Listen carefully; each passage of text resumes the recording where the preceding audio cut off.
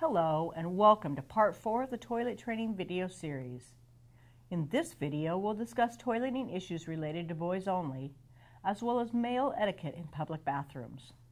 It's important to be aware of the issues specific to boys, so they'll grow up knowing the correct social norms. This can be difficult, however, for many female special educators and moms that are tasked with teaching a male skill. If you're wondering whether or not you need to teach the skill of urinating while standing, consider that even though it may not be used while at home, using a urinal is still the more widely used and socially acceptable method for public restrooms. In many restrooms, there may be only one stall available, so having a urinal as an option will save time, effort, water, and help prevent accidents. Boys are usually taught to sit on the toilet to urinate until they regularly have bowel movements. When your boy has completed toilet training, or starts to exhibit an interest in standing, he may be ready for the next step. A male family member may need to demonstrate how to point and aim in order to avoid accidents on the floor or wall. To direct their visual attention, use a target, something like colored toilet water, a piece of floating toilet paper, or a Cheerio.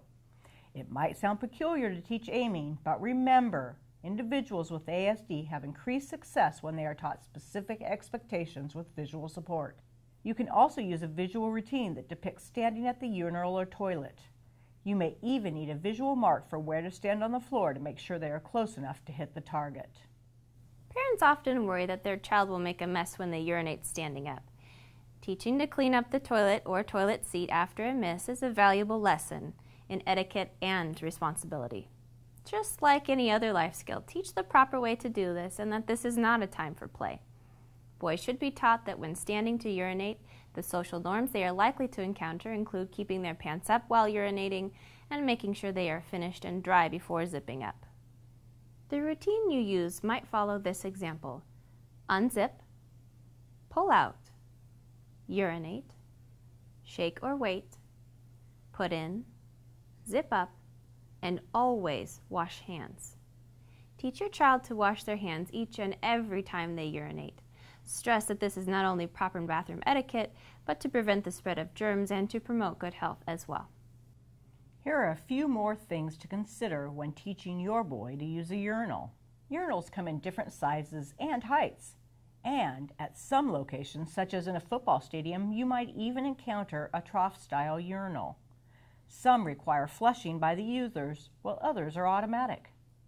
Avoid touching the urinal except for the handle when flushing, and of course, never anything inside, such as a urinal cake. When selecting a urinal to use, men don't tend to pick a urinal next to another person. Instead, they typically leave a space to create a little privacy.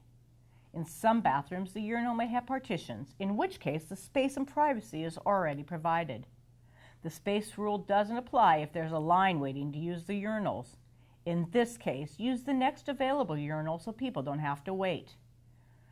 No matter the wait, though, people do not share urinals. While using the urinal, it is polite, for reasons of privacy, to look straight ahead or down and not to look at the other person urinating.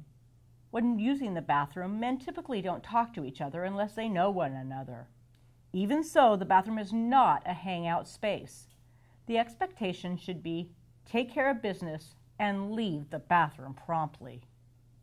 Lastly, remember to be courteous to the next user and flush the urinal after using it.